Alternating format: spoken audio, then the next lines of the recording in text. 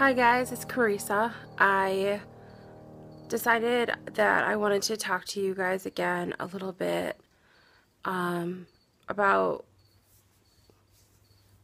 a few things. I don't have a specific outline of what I'd like to say, and I feel like I do that a lot, and I apologize, but sometimes it just comes out of me so much more genuinely than if I'm like, I'm going to make a video today about this. But yes, I do have a couple of little things that I wanted to mention to you. So as you may or may not know, I have been trying to eat differently and trying to just do what I think is right for my body. But I have no plans really for my future in terms of having a family. I know that someday I will buckle down and decide what it is that we're going to do, but for the time being, I feel like I can't focus on that.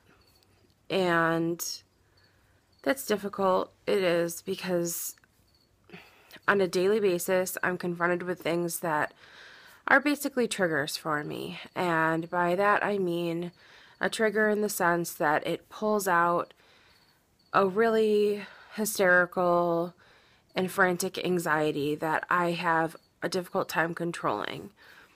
And the problem is if you have a trigger in relation to this, you're doomed. And I've had to cope with it really well, and I feel like I do a lot of the time.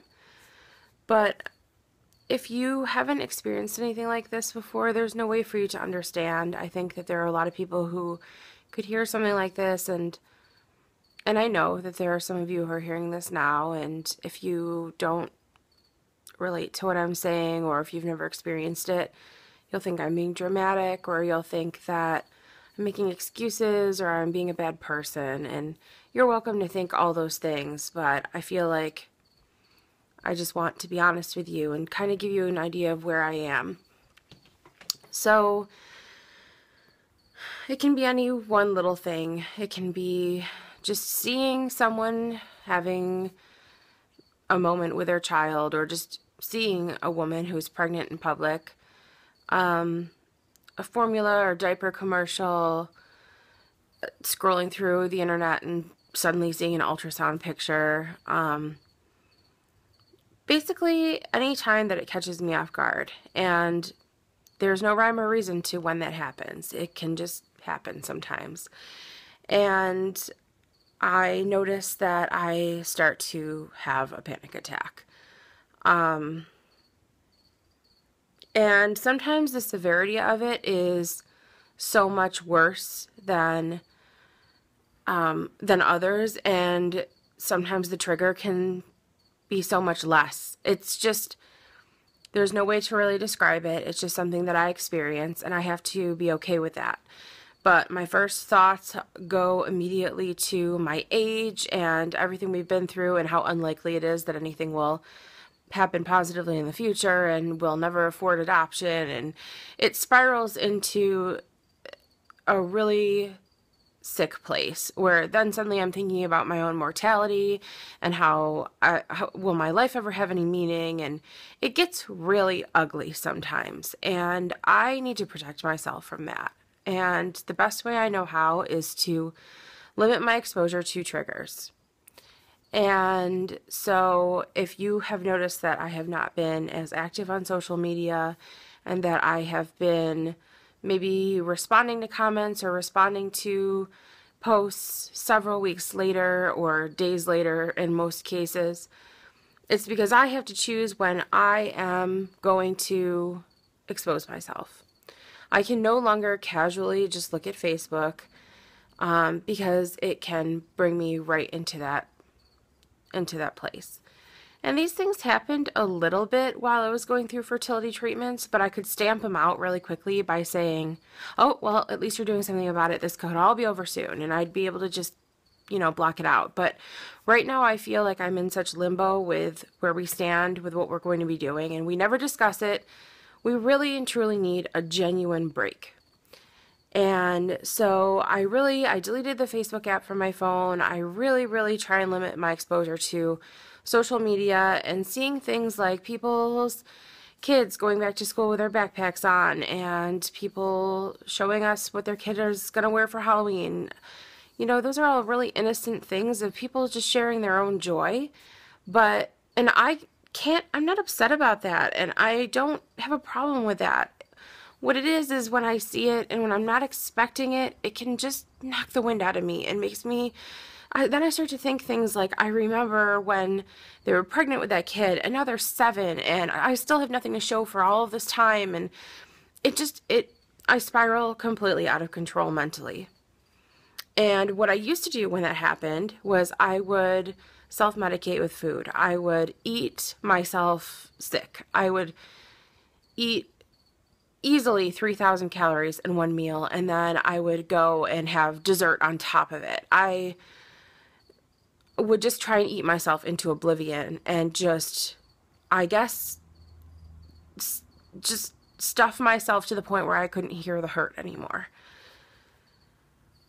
So to try and stop doing that cold turkey is really hard, but I feel like I've been doing really well. I feel like I'm in a really good place. I have changed the way that I eat and the amount that I eat, and whenever I feel frantic like that now, I just deal with it as best I can, because I certainly can't use food to try and shut that out. And it was a vicious cycle because with my PCOS and the insulin resistance, you know, I'd be depressed about my body and what's wrong with it, but then I would eat things that would only inflate the issues of what's wrong with my body. And so I just would never get ahead. And that's hard, but I think that you make excuses for it, or you just don't even think about why it's so destructive. So I have to treat trying to conceive and all components of it like a problem that I've had an addiction to. And I feel like that has been really comforting to me to find a way of practically applying a method behind avoiding things that make me feel hysterical, stressed, and like a terrible failure. Because there's no good that comes out of making yourself feel that bad about things that you can't control and things that are going to happen regardless of if your life is going the way you want it to or not. So I have hidden all of my spare medications. I've cleaned out everything that could look in any way in my home like it has anything to do with fertility treatments. And I, you know, if someone has an addiction to a substance, food addiction, cigarettes, I don't know, anything, you have to just not be exposed to it, and you have to not be acquainted with people who enabled you. And I don't like to think of the TTC community as enablers, but I have to kind of mirror that behavior, because being around people who are going through that, I would have to be nothing but supportive, and I am, but I don't have it in me to see it day in and day out the way I was. And it took me a little while because I felt so guilty about abandoning that community and constantly being involved in it and being supportive to people who've only been supportive to me. But when I thought about it, I thought, not to say normal people, but people who aren't trying to conceive, I guess I should say, typically aren't involved in something like this. They're not completely immersed in it on a daily basis. And I have met women that I just love and that I just want to know for the rest of my life. But I just need to take a hiatus and take a step back. And if those women love me and understand, or even if they don't understand, but if they care for me the way I care for them, they'll know that that's just what I need to do. Because unfortunately, if I'm just shopping for groceries and someone sees someone else in the grocery store and they're just commenting, oh, look at your child, oh, he's gotten so big. Something like that could make me want to just lose my mind. I don't even know those people, and it just hurts. It's just a kick in the gut. And it tears down all of these supportive walls I've put up that I've been slowly climbing and just trying to scale my way out of this depression. And like I said, I completely understand if you don't get it, even if you are in the same position as I am. But everyone deals with things differently. Some women feel like they need to have like a baby fix and hold someone else's baby for several hours and just be around a baby. I can't just be around a baby. I have to mentally prepare myself because it's so hard. So, and I know, I get it. I know how that probably sounds, but I just need you to know that making this decision and doing what I've been doing has gotten me to such a good place. And I'm not saying I'm going to do this forever. I just need some time. So I do have a few successes in terms of my new lifestyle that I'd like to share because I was so foolish and I closed this opportunity off so long ago. And if you are even slightly affected by insulin resistance or PCOS, I really encourage you to do some research and limit your carbs and cut out sugar. It sounds impossible a lot of the time, and I get it, especially look, I was killing myself with Reese's sticks. I don't know if that's what they're called, but the Reese's peanut butter cup sticks, they're like wafer sticks with chocolate around them, and they don't, thank goodness, they don't sell them very many places. They're pretty much only at gas stations. And if I was having a bad day or if I was having a moment, I would say, well, looks like after you go to the post office today, you are going right to the gas station. And of course, going to a gas station just for some chocolate seems weird. So I'd also buy handfuls of other things that I shouldn't be ingesting just to try and comfort myself. And all I was doing was hurting myself. So I'm not trying to be boastful or brag in any way. I just want to put it out there because if I can help even just one woman who feels as truly horrible as I do, I want to. I want to be able to. Because the first fertility doctor I saw ages ago said to me at the very start of our visit that he wanted me to cut out carbs and sugar, or cut, my carbs significantly and not have any sugar. And I said, well, and I wasn't trying to be difficult, but I said, well, I border on a vegan diet. I have issues with dairy, and I really don't like most meat, so I really don't eat that way. And he said, well, that's fine. Just make sure you keep an eye on your carbohydrates. And then he proceeded to go into what my fertility plan would be at that point. And do you think I looked at a single carb count on a nutrition fact sheet after that point ever? No. I just went straight into whatever it was he was going to tell me to do, what drugs to do, and I did myself a huge disservice at that point, because if you know anything about insulin resistance or PCOS with insulin resistance, it's just a death sentence for your body to continue to eat the way that I was eating anyway. I always thought, what am I going to do without pizza? Pizza was like my go-to, not only comfort food, but it's just what I always loved the most. And now I just take all the toppings that I would normally put on a pizza and put them in a pan under the broiler and eat it by itself. And I don't miss that bread at all. And if I even do start to miss that bread, I think, how far is that going to set you back to eat something like that? And what's that going to spark within you to make you crave other things? It's not worth it. I'm not saying that I've been perfect, and I'm not saying that I haven't had moments where I've eaten things that aren't ideal, but I think for the majority of the time, I've been proud of what I've done, where in the past, there were times I tried to do food journals and I would just want to hide indiscretions and try and, cover them up because I didn't want to think about it because I was ashamed. But today I hit a huge milestone. I woke up this morning, and after being off of metformin for over 2 months, I woke up this morning to a period that I wasn't expecting, and that I think under normal circumstances wouldn't have come for 6 or 7 months after metformin if I hadn't made such big changes.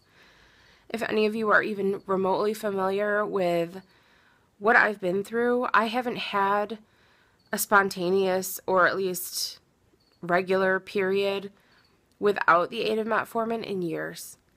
And it wasn't that watery pink sort of like spotting type stuff that happens for 3 or 4 days before my period starts. It was like, hey, I'm here. And I've never been so happy to get a period in my life. I felt like I earned it. That was a big step for me. And then, just out of curiosity, I stepped on the scale, even though I don't weigh in until Friday normally. And I'm at an all-time low for my weight since I started this diet 2 months ago. It'll be 2 months on the 15th. I just feel really good. I feel like I'm headed in the right direction. I feel like I'm headed to a place where I can get back on social media and just see things without hating myself for it, which is such a backwards mentality. And I know it's easy to just say, that's an ugly way to live, don't think that way. But when I'm just very innocently trying to entertain myself, just for 5 minutes while I'm waiting for dishes to dry or something like that for my business, I used to take just a little social media break, and it is amazing what it would do to me. What I would do to me. So I'm just trying to be as good to myself as possible, which is something that I can't say that I've done, at least not this consistently, in recent years. And I think that so many things are better for it. My health, my body, it's like working. It's like doing the things that it's supposed to do on its own so quickly after starting something like this. It's just, I'm so grateful for finding this groove where I was just on the edge of the darkest days of my life, and I thought, I don't want to stay here. So I apologize for bringing it to you guys on this platform. I do like to share it with women who have similar problems, and I know that some of you are out there. I hear you, and I commiserate all of these things with you so genuinely. If you don't want me to make videos like this anymore, or if you would prefer I share it on my other channel, which I just feel like I'm afraid to even open that one back up. I'm just not ready for it yet. But if you would prefer that I make videos like this there, I will absolutely do it. As you may or may not notice, I don't really have an agenda for my channel. I don't have a clear direction. There are just certain types of videos I make and some that I don't. And YouTube used to be a really nice distraction for me, but I've found that I've had some of the same issues with YouTube. I'm just being so immersed in the TTC community. I want so genuinely to be there to support you all and to talk to those of you who are, just sharing your lives, just being part of the community. And there are days when I can handle that, and there are days when I definitely cannot. So I think what I'd like to know is just what kind of videos you like to see, if there's anything that you wish for me to do, or if you want me to shut up about this stuff and go back to my TTC channel to talk about it. But I feel good, and I guess I just kind of want to hook one little person out there in some way and say, hey, somebody probably told you to do this at some point, or you just did some research recently and you found out that this is what you should do. and it seems impossible, and it seems like even if you did it, it wouldn't work. But do it. Hang in there. Stick with it. If you need resources, if you need information, I will give it to you. And I don't have all the answers, but I feel like these tiny little milestones are something to really appreciate and savor, because it justifies all those moments that feel so tough.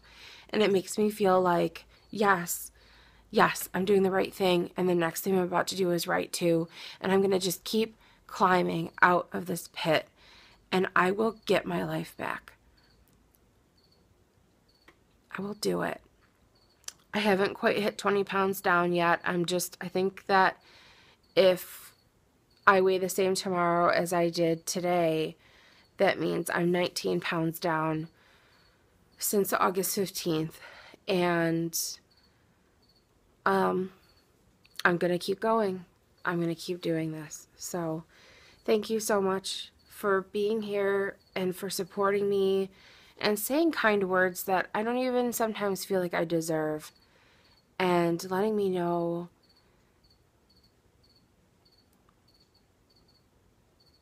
that if I don't want to cry just letting me know that if I ever do get back into that really awful place, that I have a lot of friends. I have a lot of friends who care, so thank you. And I will talk to you soon. Bye.